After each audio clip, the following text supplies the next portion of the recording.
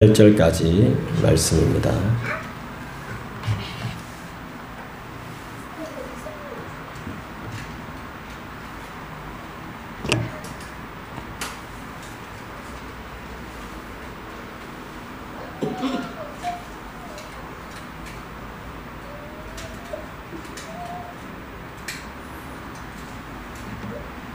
한 절씩 교독하도록 하겠습니다. 고린도전서 1장 7절부터 8절까지 말씀입니다. 제가 먼저 읽을게요. 너희가 모든 은사에 부족함이 없이 우리 주 예수 그리스도의 나타나심을 기다림이라. 주께서 너희를 예수 그리스도의 날에 책망할 것이 없는 자를 끝까지 경고하게 하시리라. 같이 읽습니다. 너희를 불러 그의 아들 예수 그리스도 우리 주와 더불어 교제하게 하시는 하나님은 미쁘시도다. 아멘. 자, 우리는 오늘 말씀을 통해서 하나님이 어떤 분이신가를 알아야 됩니다. 그리고 하나님을 통한 나의 모습을 볼 수 있어야 됩니다. 나의 존재는 도대체 어떤 존재인가라는 것을 분명히 알 수 있어야 되겠습니다. 자, 7절, 8절, 9절 말씀을 통해서 여러분 하나님은 어떤 분이시라는 걸 알 수 있습니까? 한번 살펴보십시오. 하나님은 어떤 분이시죠? 그리고 우리는 어떤 존재입니까?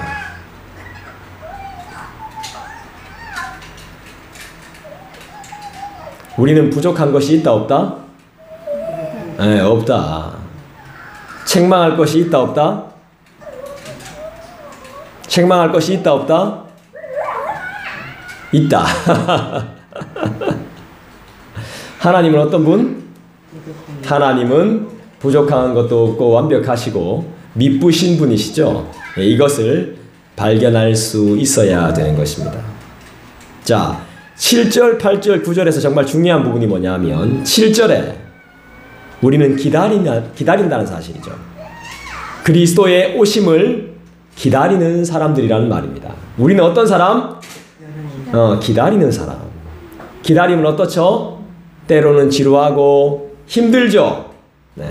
그렇지만 이것을 감당해야 돼요? 안 감당해야 돼요? 감당해야 돼요. 끝까지 기다려야 돼요. 그분이 오실 때까지. 우리는 그런 사람들이니까. 근데 기다리는데 부족함이 있다 없다? 없다. 그냥 막무가내로 누군가를 기다린다면 우린 당연히 힘들고 지루하고 짜증이 나죠. 그렇지만 우리는 모든 은사에 부족함이 없게 부르심을 받았기 때문에 절대로 우리의 기다림이 지루하거나 낯설거나 힘들거나 괴롭지 않다는 것입니다. 그리고 우리는 하나님이 견고하게 만드신 사람들입니다. 믿습니까? 네, 견고하게, 끝까지 견고하게, 굳건하게 하나님이 그렇게 우리를 만들어 놓으셨어요. 그리스도께서 오시는 그리스도의 날까지. 하나님은 미쁘시다 그랬는데 9절에 보니까 하나님은 미쁘시다 그랬는데 미쁘시단 말이 뭐죠? 하나님은 미쁘시다. 이 미쁘시단 말이 뭡니까? 하나님은 신실하신 하나님이시다. 그러니까 하나님이 하신 약속은 믿을 수 있다는 거예요. 신실하다는 게 뭐예요? 믿을 수 있다는 것이죠. 하나님은 믿기에 충분하신 분이시다. 자, 우리 7절을 다시 한번 읽어보겠습니다. 다 같이 읽습니다. 크게 읽어주세요. 시작. 너희가 모든 은사에 부족함이 없이 우리 주 예수 그리스도의 나타나심을 기다림이라. 신앙생활은 기다림입니다. 기다림. 그 기다림은 내 시간과 뜻이 아닌 우리 하나님의 때를 기다리는 것입니다. 그래서 아름다운 기다림이라고 하는 것입니다. 왜냐하면 그 기다림의 본질은 따라합니다. 설레임. 네, 설레임이기 때문입니다. 막 설레는 겁니다. 언제 오실까? 그분이 오신대. 막 설레이는 거예요. 정말 그분이 오신대? 진짜? 진짜? 막 설레는 것이죠. 그래서 이것을 아름다운 기다림이라고 하는 거예요. 교회의 본질이 뭐예요? 하나님을 기다리는 것은 설레임이에요. 본질이. 교회의 본질이 뭐예요? 식사가 아니에요. 교회의 본질은. 저기 수박도 있네. 수박이 본질이 아니에요. 교회의 본질은 뭐죠? 하나님을 기다리는 거죠. 예. 아주 요즘 권사님이 요즘 정답을 너무 잘 맞추셔. 거의 저는 여기의 내용을 이야기합니다. 교회의 본질은 그분을 기다리는 것이고, 그분을 전하는 것이고, 그분을 이야기하는 것이고, 그분을 나누는 것입니다. 다른 게 없어요. 본질에 집중해야 되겠죠. 본질에. 교회의 본질은 그분을 기다리는 것이고, 그분을 아는 것입니다. 그분께 충실한 것이 바로 교회의 존재의 목적이기 때문에 그렇습니다. 사랑하는 사람을 여러분들이 다 기다려 본 적이 있을 텐데, 정말로 그 사람을 사랑한다면 그 기다림은 행복이죠. 행복한 것입니다. 그 기다림이 행복이 될 수 있는 이유는 아무도 흔들 수 없는 믿음 때문입니다. 네, 그렇습니다. 바로 우리 안에 있는 믿음. 그 믿음이 아무도 우리를 흔들 수 없는 것이죠. 믿음은 확신을 가지고 있으며 자랑을 품고 있으며 거짓이 없음을, 그리고 흔들리지 않는 설레임을 가지고 있다는 것입니다. 또한 기다림은 아름다움과 자랑을 품고 있습니다. 한 사람을 기다려준다는 것, 참 아름다운 것이죠. 한 사람을 기다려준다는 것. 그 기다림의 의미는 뭘까요? 온전한 성도로, 그리스도인으로, 주의 종으로의 온전한 기다림. 한 사람이 성도로 온전히 세워지도록, 한 사람이 온전한 그리스도인이 되도록, 한 사람이 온전한 주의 종이 되어서 하나님을 섬길 수 있도록 기다려준다는 것.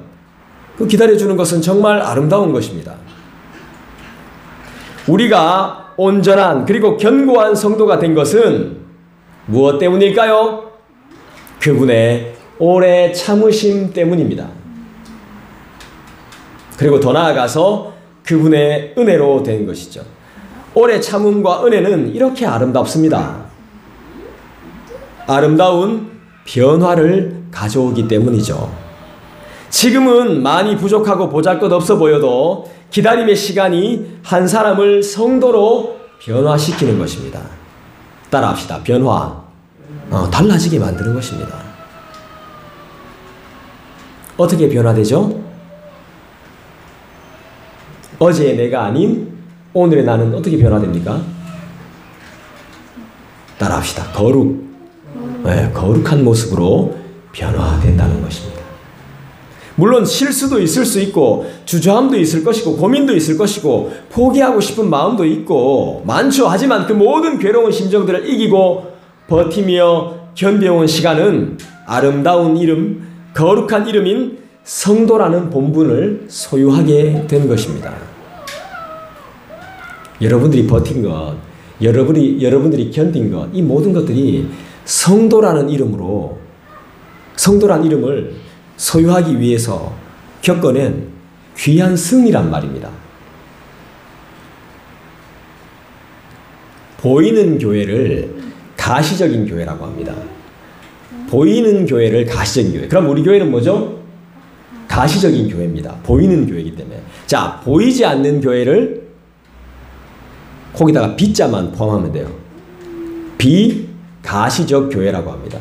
보이지 않는 교회가 있습니까? 없습니까? 있습니다. 그죠? 어디에 있죠? 나죠, 나. 여러분, 제가 늘 이야기했죠. 교회 건물이 교회가 아니고 여러분 한 사람 한 사람이 다 교회라고 이야기했죠. 그게 바로 비가시적 교회란 말입니다. 가시적 교회는 나중에 다 불타 없어집니다. 이 건물이 쓰러집니다. 없어져요. 불타 없어지거나 무너지거나 하여튼 없어지게 되어 있습니다. 그렇지만 교회는 존재합니다. 어디에 존재하죠? 비가시적인 우리가 존재한단 말입니다. 사람들이 봤을 때 우리가 교회인지 몰라요. 예수 믿는지 몰라요. 이 안에 성령이 있는지 하나님이 살고 계신지 모른단 말입니다. 그런데도 불구하고 우리는 믿음을 가지고 있기 때문에 우리는 교회인 걸 안단 말이에요. 하나님은 알고 계시단 말이에요. 그래서 여러분들은 비가시적 교회가 되는 거예요. 그럼 더 중요한 게 뭐예요? 둘 다 중요하죠. 보이는 교회도 중요하고 보이지 않는 교회도 중요하고, 좀 더 중요하다고 굳이 말한다면 비가시적 교회가 더 중요하겠죠.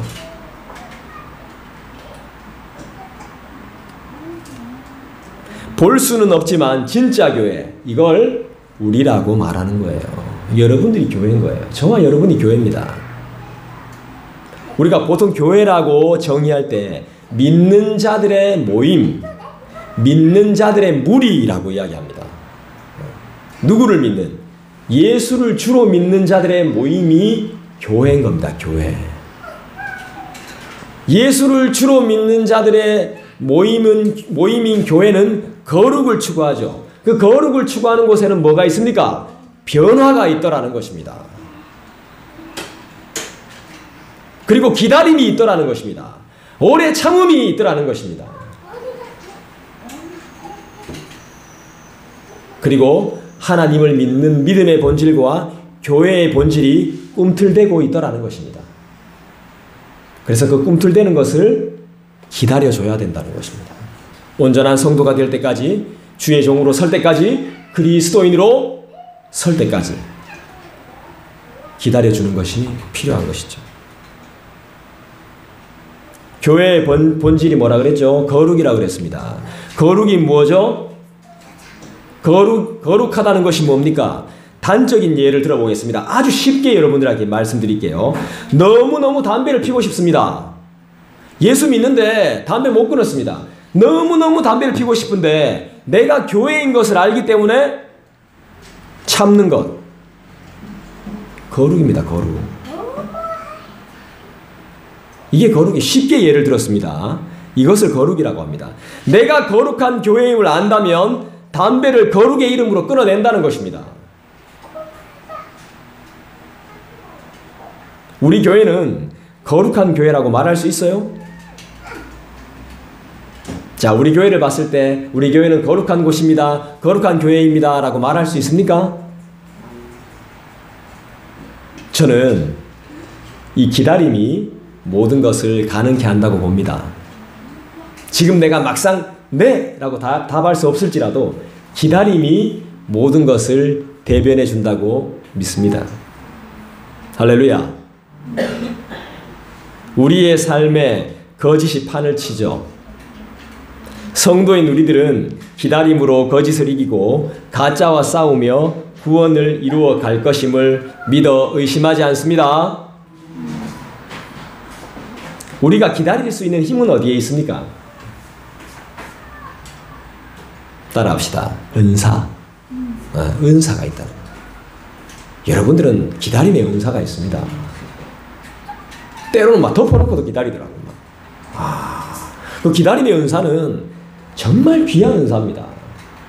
근데 따지고 보면 세상 일은 다 기다려야 됩니다. 월급날을 기다려야 되고, 입원할 날을 기다려야 되고, 퇴원할 날을 기다려야 되고, 다 클 때까지 기다려줘야 되고, 먹을 때까지 기다려줘야 되고, 올 때까지 기다려줘야 됩니다. 기다림입니다. 기다림. 삶은 기다림이에요. 할 때까지 기다려줘야 되는 거예요. 해라 해라 해서 안 돼요. 할 때까지, 자원하는 심령으로 할 때까지 기다려줘야 돼요.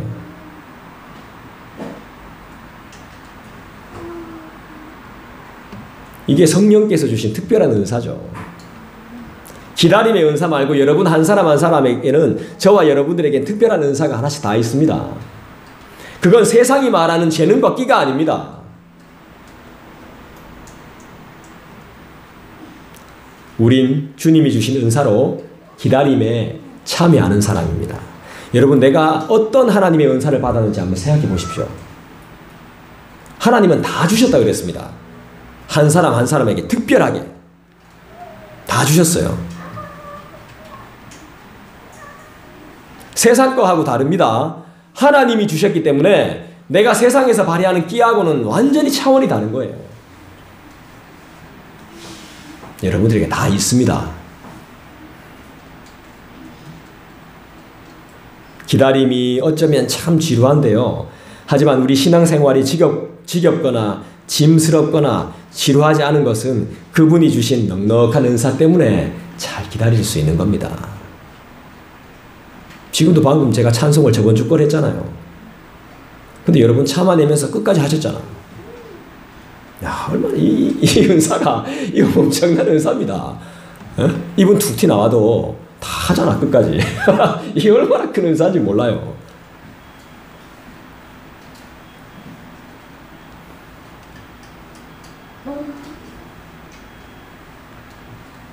저는 우리 권사님이 당근 잘하시는 것도 나는 은사라고 생각합니다.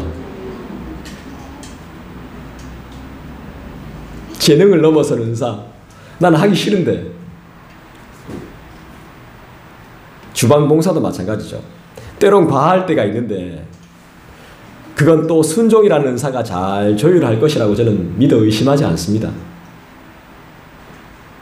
은사라는 것은 개인을 위한 것이 아닙니다. 나를 위한 게 아니에요. 재능과 끼는 나를 피하라고 나를 어필할 수 있는 아주 좋은 것들이죠. 재능, 끼. 근데 은사는 어디에 사용되어질까요? 하나님이 은사를 왜 주셨을까요? 교회를 위해서 주신 거예요. 교회를 섬기라고 하나님이 은사를 주신 겁니다. 그냥 벌러 주신 게 아니에요. 재능과 끼는 나를 위한 거죠. 하지만 성경이 말씀하시는 은사는 교회를 위해서 주신 겁니다. 교회를 위해서.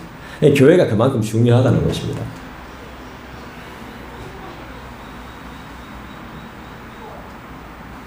잘 기억하십시오. 철저히 교회를 섬기기 위해서 성령 하나님께서 허락하신 특별한 것입니다. 내가 이 교회를 섬기기 위해서 허락된 은사가 뭔지 여러분 한번 잘 생각해 보십시오. 그리고 기도도 해보십시오. 교회를 위한 주님이 주신 은사는 영원하다 했습니다. 영원한 은사입니다. 여러분, 누군가가 선물을 준다고 뭐 필요하냐고 물으면 선물 줄게요. 뭐 필요합니까? 우리 저 진호 형제 뭐 필요한 거 있습니까? 뭐 딱히 필요한 게 없단 말이야. 그죠? 내가 뭐 필요하지? 여기 필요한 게 없다고. 딱히 뭐 필요한 게 없어.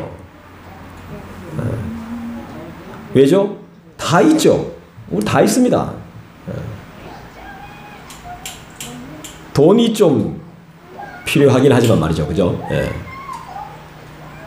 우리가 뭐 돈을 달라고 할 수는 없잖아요. 돈은 벌면 되니까. 할렐루야. 아멘 안 하네. 돈은 벌면 되잖아. 예. 그죠? 예. 우린 하나님의 풍성함을 따라서 큰 은사를 소유하고 있기 때문에 돈 버는 일은 식은 죽 먹기만큼이나 쉽습니다. 세상 사람들이 제일 힘들어하는 돈 버는 일과 먹고 사는 일은 우리에겐 너무 쉬운 일입니다. 믿으시길 바랍니다. 수고하고 무거운 짐을 그분께 맡기고 일하는 특별한 사람이기 때문에 어렵지 않다는 것입니다. 늘 해온 일이기 때문에 쉽다는 거예요. 저는 사도 바울 선배가 고린도 교회를 보고 감사하듯이 제가 여러분을 보고 늘 감사드리는 것은 돈을 초월해서 사시는 것을 보면 늘 감사드려요. 여러분들을 보면 늘 감사해요. 저는 억대가 넘는 빚을 지고 있으면서도 그것을 아무렇지 않게 티도 안 내는 거 보면 아 진짜 그리스도인이 되어가는 게 맞구나, 진짜 그리스도인이 맞구나 하는 생각이 들어요. 그리고 힘든데도 교회를 위해 제가 무엇인가를 부탁드리면 일만 하면 되는데 일을 해주니까 너무 감사하죠. 감사하고 귀하다는 생각이 많이 듭니다. 여러분, 우린 이렇게 성장하고 있습니다. 우린 이렇게 성숙해 나가고 있어요. 지난주에 배운 것처럼 우린 이렇게 변화되고 있는 것입니다. 내가 최고였고 나밖에 몰랐던 이기적인 내가 교회를 생각하며 그분을 내 마음에 모시고 주님 안에서 변화와 초월을 경험하면서 그분을 기다리는 간절함까지 우리는 이렇게 새로워지고 있는 것입니다. 주님 안에서. 여러분, 주님 안에 있다는 것은 거룩을 사모한다는 것입니다. 거룩을 내 마음속으로 갈망하고 있다는 것입니다. 거룩에 대한 부담이 있다는 것입니다. 엄마 품이 좋은 것처럼, 침대와 방에서 이불 속이 좋은 것처럼 그분이 좋다는 겁니다.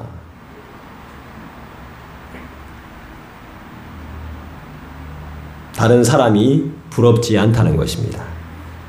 다른 목사님이 부럽지 않고, 다른 교회가 부럽지 않고, 다른 집사님, 다른 권사, 다른 장로님이, 다른 친구들이 부럽지 않다는 것입니다.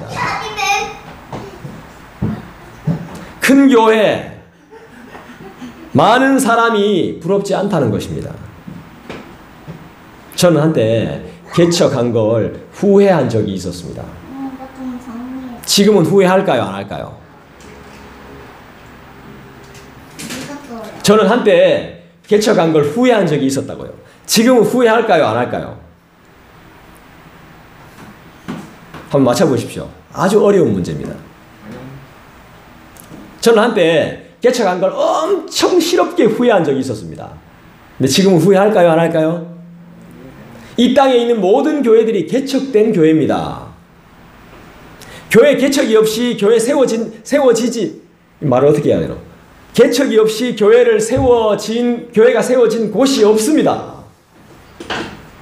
다 개척이 된 교회들입니다. 교회. 한 교회가 조직교회가 되고 나름대로 성장한 교회가 되기 위해서는 다 개척의 시간들이 필요했습니다. 보통 다 이렇게 교회 역사책을 보면 누구 집에서 누구 모여 누구 전도사님을 모시고 시작함, 이렇게 되어져 있습니다.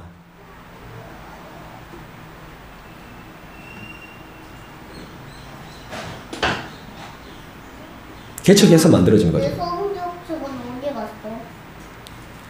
은사는 교회를 세우는 힘입니다. 할렐루야. 그 은사로 교회를 일으킵시다. 아멘. 여러분, 예수님의 다시 오심이 기다려지십니까? 가슴 벅차고 막 설레요? 이게 재림신앙이에요. 종말을 사는, 재림을 준비하는 마라나타의 신앙이란 말이에요. 8절을 읽어봅시다. 8절 다 같이 읽습니다. 시작.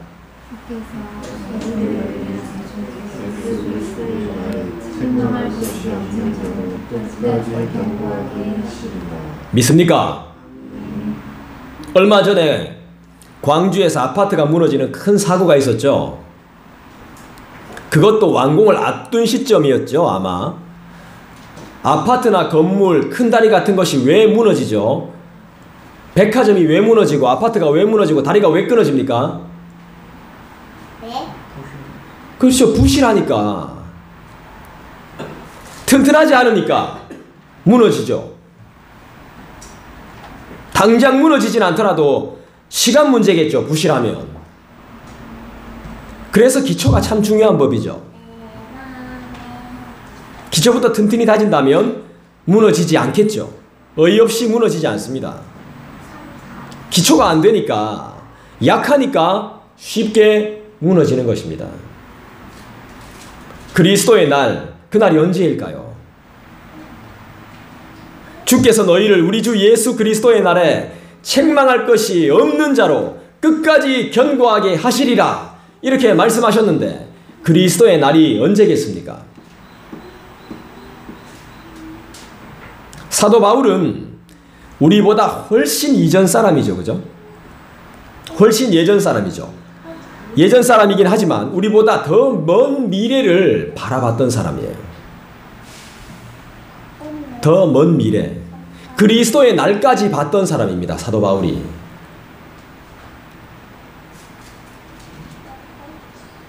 그러니까 주님을 위해 살 수 있는 거 아니겠습니까?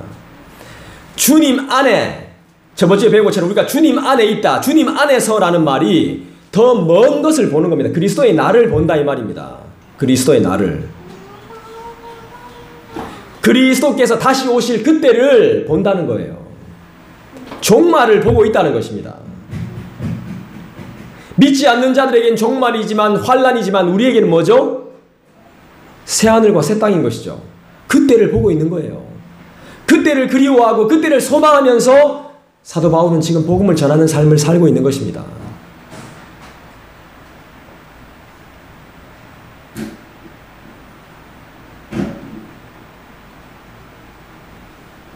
반드시 인류는 하나님의 심판 앞에 엎드리게 될 것을 말씀하고 있는 것이죠. 주님은 십자가에서 부활하셨고 승천하셨으며 반드시 다시 온다는 것을 사도 바울은 영적인 눈으로, 믿음의 눈으로 보고 있는 것입니다.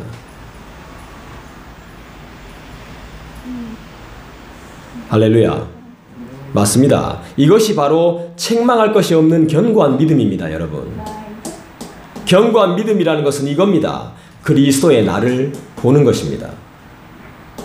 미래에 되어질 일을 미리 보고 있는 것입니다. 그래서 주님을 위해 더욱더 열심을 내는 것입니다. 이 모든 인류가 하나님의 심판 앞에 무릎을 꿇게 된다는 것을 보고 있는 것입니다. 그리고 예수님은 십자가에서 죽으셨지만 부활하셨고 승천하셨고 반드시 다시 오신다는 걸 보고 있는 것입니다. 이게 견고한 신앙인 것입니다. 책망할 것이 없는 견고한 신앙. 이 믿음을 소유한 자는 거룩함을 더욱더 갈망할 것이고 한눈 팔지 않을 것이고 믿음으로 성도와 교제하며 교회를 섬기며 하나님과 교제함을 기뻐할 것입니다. 그리고 주님의 미쁘심을 기억할 것입니다. 그래서 내 뜻으로 살지 않습니다. 주님의 뜻대로 살기를 소망하는 것이죠. 이미 주님이 갚아주신다고, 주님이 주신다고, 주님이 채워주신다고 분명히 약속하셨기 때문에 그 약속을 믿으며 삶을 살아갑니다. 신앙의 기초가 바로 이겁니다. 주님이 바로 다시 오신다는 것. 언제일지 모를 뿐이지 머지 않았다는 것입니다. 믿습니까? 여러분은 흠이 있습니까? 없습니까? 그런데 책망할 것이 없는 자가 되게 하신다니까요. 우린 누구에게나 다 흠이 있습니다. 점도 있고 흠도 있고 티도 있습니다.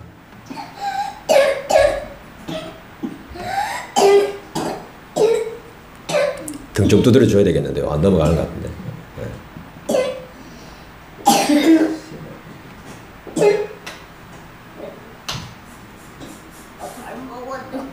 흠도 있고 티도 있고 점도 있는 우리.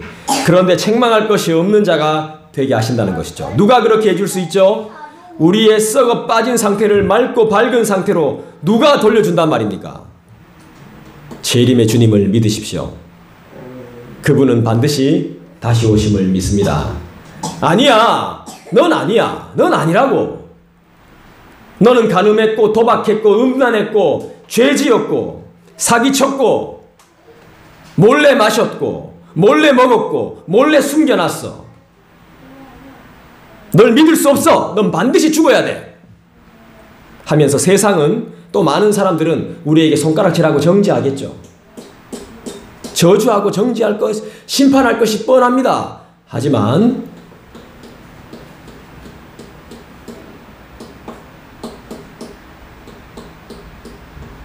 믿는 사람들도 그렇게 대할 겁니다. 네가 말도 안 된다고 그렇게 이야기할, 변화됐다고 네가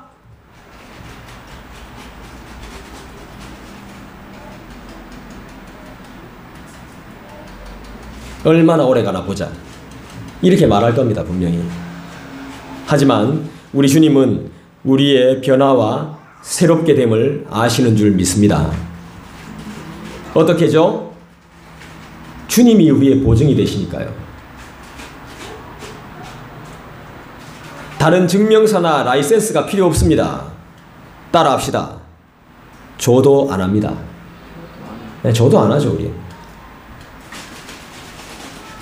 우린 말씀 안 하면 충분합니다.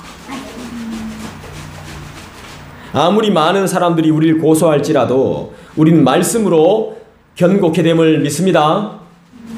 언제까지? 언제까지? 네, 끝까지라고 나오죠. 8절을 통해 보는 우리 하나님은 어떤 분이십니까?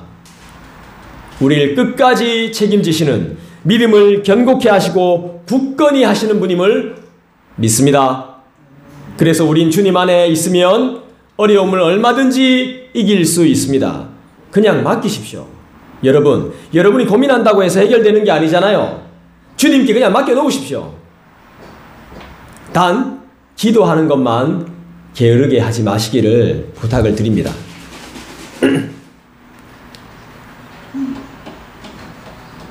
종말을 대하는 자세를 새롭게 하시기 바랍니다. 어차피 다시 해야 되는데 해봤자 별 수 없는데 이거 아닙니다. 또 혼나고 또 한 소리 듣고 누군가는 또 반대할 텐데 이게 아닙니다. 이런 악한 사람들의 말에 귀 기울이지 마시고 잘했다 충성된 종아 너에게 더 큰 것을 맡겨주마 하시는 주님의 음성과 말씀에 집중하시기를 주님의 이름으로 부탁합니다. 고린도전서의 가장 유명한 장이 무슨 장이죠? 몇 장이죠? 고린도전서의 가장 유명한 장 13장이죠. 13장이 무슨 장입니까? 사랑장이죠. 15장은 무슨 장이죠? 한번 찾아보십시오. 15장은 무슨 장입니까?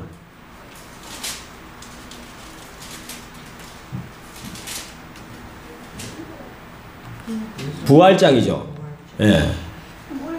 고린도전서에는 이렇게 유명한 장들이 많이 나와요. 예. 고린도전서의 가장 유명한 장이 13장 사랑장입니다. 끝까지 견고케 하신다는 것, 끝까지 책망할 것이 없는 자로 세우신다는 것, 이게 뭡니까? 책임진다는 거 아닙니까? 이 책임진다는 게 뭐죠? 사랑할 거라 이 말입니다. 끝까지 견고하게 하시고 책망할 것이 없는 자로 만들어주시고 변화시켜주시고 책임지신다는 것이 바로 내가 너희를 사랑한다 이 말입니다. 사랑하지 않으면 그렇게 만들어줄 수가 없습니다. 내가 내 자녀를 사랑하니까 끝까지 책임을 지는 겁니다. 주님이 저와 여러분을 이렇게 사랑하고 있다는 것을 여러분 알아들으셔야 됩니다. 할렐루야. 마지막으로 우리 9절 보시겠습니다. 9절 다 같이 보겠습니다. 같이 읽겠습니다. 시작.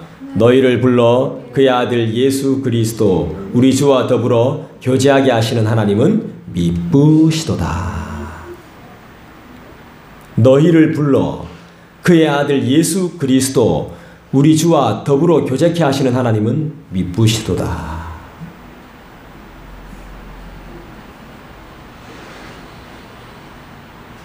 너희를 불렀다 그랬습니다.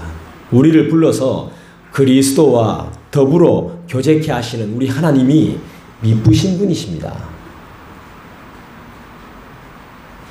사랑하니까 부르는 거예요. 사랑하니까. 사귀겠다는 말이에요. 우리랑 교제케 하시겠다 이 말이에요. 거룩하게 교제하며 만나며 동행해 주겠다 이 말입니다. 함께 해 주겠다는 거예요. 다른 사람들은 다 배신하고 떠난다 할지라도 욕하고 나의 등을 등진다 할지라도 난 늘 너와 함께 있을게 이 말입니다. 믿습니까? 구절을 통해서 본 우리 하나님은 어떤 분이시죠? 미쁘신 분, 모든 일에 신실하신 하나님, 내가 너와 함께 있을게 그 약속을 지켜주시는 하나님, 내가 너를 사랑해 진짜인 하나님, 진짜 사랑을 보여주신 하나님, 변함이 없으신 하나님. 변덕이 죽을 듯 합니다. 저는 기분 나쁘면 막 변덕이 죽을 듯 해요. 잊어버려요. 또 약속을 잊어버려요. 그렇지만 우리 하나님은 그렇지 않다는 것입니다. 아멘. 사람과 하나님을 동일하게 보면 안 되는 거죠. 사람들은 그렇다 할지라도 하나님은 그렇지 않으니까 우리는 주님의 신실하심을 믿고 살아가는 것이죠. 이랬다 저랬다 변덕 안 부립니다. 우리 주님은.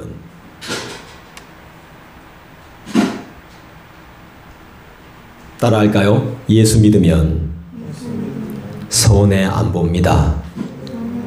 네, 정말입니다. 예수 믿으면 손해 안 봐요.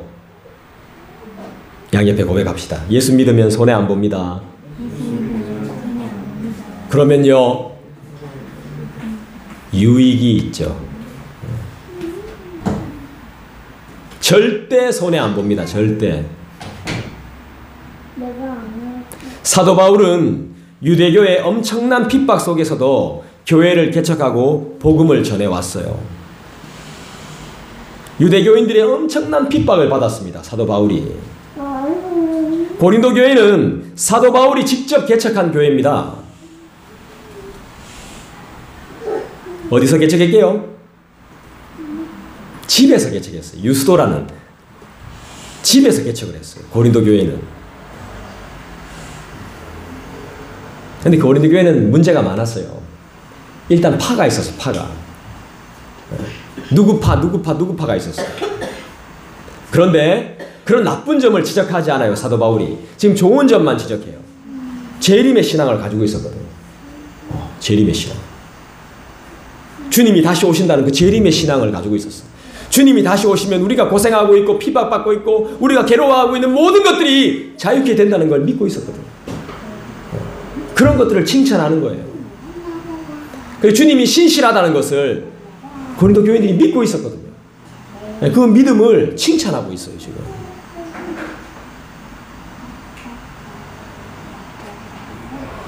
여러분, 예수님을 믿는 사람들의 특징이 뭐죠? 예수를 기다리는 사람들의 특징이 뭡니까? 주님이 다시 오실 거라는 것을 믿고 사는 우리 그리스도인들의 특징, 특별한 징표가 무엇입니까? 기다리는 자의 특징이 무엇입니까? 네? 견고한 자의 특징이 무엇입니까? 미쁘심을 아는 자의 특징이 뭘까요? 다 이야기했죠, 제가 답을.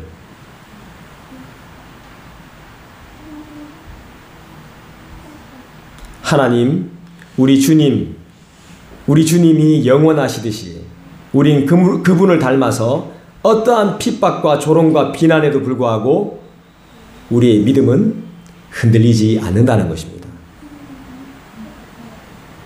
견고한 영원한 반석 위에 심겨져 있는 우리의 믿음은 절대로 아무도 흔들 수 없고 우리의 구원도 아무도 흔들 수 없습니다.